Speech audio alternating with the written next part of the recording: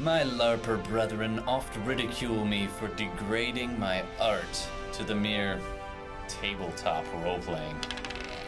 What they have failed to consider as I have is that there are girls here. Jason, help! Zombies are attacking you. Real ones. It isn't cheating unless you get caught. It's not what it looks like.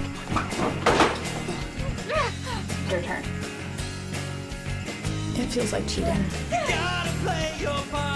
It does no good to just stand by. Can we just please get back to the So game? roll the dice. Hello there, this is Nick Montgomery from Limited Release Podcast.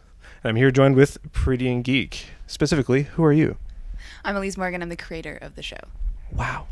I'm Courtney Wolfson, the producer. Well, welcome, ladies.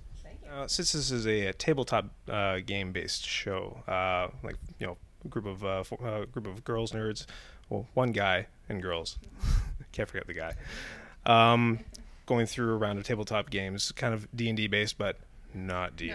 Not even close to D&D based. It's a generic fantasy role-playing game that you would play on a tabletop with dice that, might look like something that you would do in D&D. But there's no maps. Well, the big question on my mind is that this has been a long time coming, this show. The release of the first episode of this show. Was it like 2 years ago that you guys shot, and a year ago you announced? A year and a half ago we shot. We shot in January 2011, and we've been in post-production kind of since February 2011, and there's been a lot of process in developing how the show would look and what we would do with that. And we were also, at the same time, the production company that does Pretty in Geek is GoForX.net. They were also releasing a show called Tights and Fights. So there was a lot going on for a very small production company, and we were just churning out content. It's true, yeah. We spent the last 2 or 3 years heavy in production, and now we're going to spend the next lifetime promoting it. Very cool. So what, in post-production, what's been the biggest challenge for the show so far? Time, I think, would be the biggest thing. And of course, we're an independent production, so it's just making sure that we can really coordinate everybody's schedules and make things go through that way. Courtney can speak to that a bit more. Yeah, that's probably keeping things on a schedule is probably one of the biggest challenges for sure, because this is definitely a passion project for all of us, and everyone's really busy with other things that they're involved in. So it's been a challenge trying to keep it moving smoothly and quickly. But there's only so many hours in the day, really, when it comes down to it. But yeah. So you got to keep. A year ago you announced the show, and so for a year now you've had to kind of keep the momentum going, but getting people revved up for the release, but keeping them from wandering anywhere. What have you guys been doing to keep the fans from straying? Social media pro over here can a lot of that was just people were obviously saying, like, when's it going to come out, and we were just saying, like, soon. It'll come out soon. I wouldn't let her put a release date on it for the longest time, like, I don't know yet. Okay, you can't. I still couldn't yesterday have a release date. It was awkward. But at the end of the day, it was just one of those things where you tell people, like, hey, we're doing this and we're going to a convention, and come meet the cast. And then we were releasing teasers as we went through, so it wasn't like we just dropped everything on the internet and said, hey, we're gonna come out with stuff later. The ultimate in vaporware. But it was just one of those things where we kind of said, okay, here's another teaser, let us know what you think, we're going forward. And we really stayed in, like, kind of communicating and active in the community that we'd built by going to conventions and whatnot, having a very, very sweet cast and crew and director who kept showing up. We've dragged them out to 5 of these conventions in the last year, so we've really hit the Toronto scene, and they seem to keep coming back to our tables and saying, hey, when's the show coming out, and we love it, and give us some more buttons, stuff like that. Where can people catch the show? People can catch the show at PrettyInGeek.tv, which is kind of our catch-all site, and they can also go to Facebook, which is facebook.com/PrettyInGeek, or Twitter, which is twitter.com/PrettyInGeek as well. And YouTube. And YouTube. Also, you can watch it on YouTube, which is where we actually are. Awesome. Thanks a lot, gals. Thank you. Check it out, Pretty in Geek. Hello, welcome back. This is Pretty in Geek, Part 2. I'm here joined with... Vivian Lynn, the director. And... Todd Carroll, actor, LARPer, the token male. Oh, Jason. What was it like to finally see this first episode come out and get the Pretty in Geek train moving?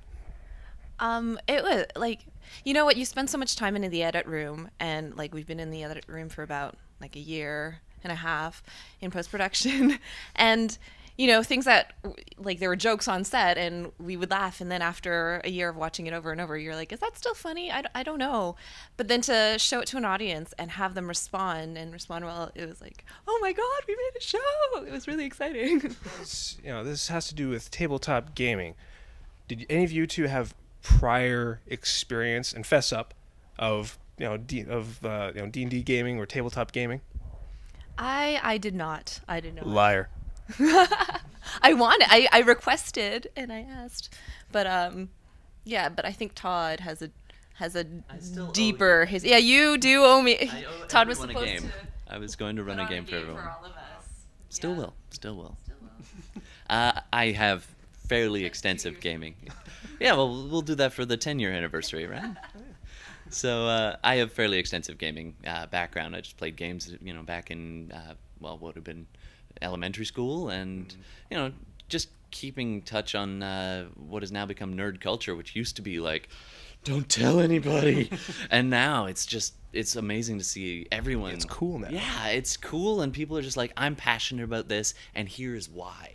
And it's really fun to see people own that. And, the big celebrities are standing behind it, like Vin Diesel saying he played D&D, and Will Wheaton is like the king of nerds.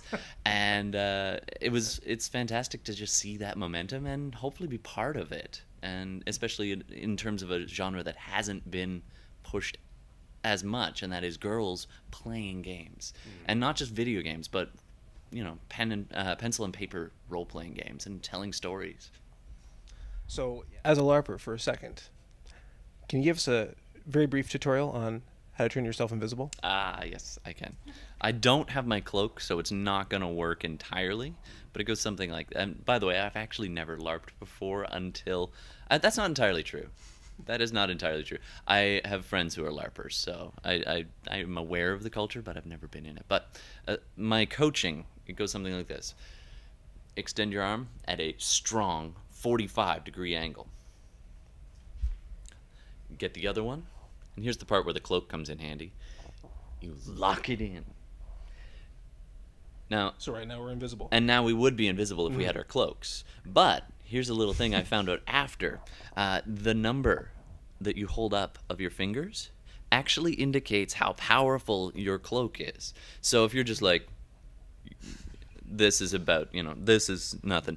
But if you had like 5 out, nobody could see you because there's certain things that counter that. One's like you're fuzzy. Yeah, exactly. One's like, it's smoggy in here. 5 is like your predator. Yeah, exactly. Cool. And if you get all 10 out there, I guess you're God. So before we go, I just wanted to inaugurate you as a part of the production, the promotion team, I should say. And we always have somebody roll for Batman. Let's start by that. There you go. Roll for Batman. Yeah, there's a table All right there. So what am I rolling for? Rolling for how Batman are you? How Batman you are. All right. You know what? This is your first roll. That's a 4. 4. All right. But You're not really Batman. no, but I'm like that's what kind of Batman is that? That's Adam West. Yeah, you're like Robin. I'm the dancing Batman. That's a crit fail. Oh, yeah. But thank you very much, and this Dang. is for you. Cool. So now, how about how do we all turn invisible here and get out of here? Yeah. It's Okay. good. Yeah. So All right. we'll do So that. who's gonna talk us through that one? Okay. Strong 45. Other arm. Lock it in. Check us out at PRETTYInGeek.tv.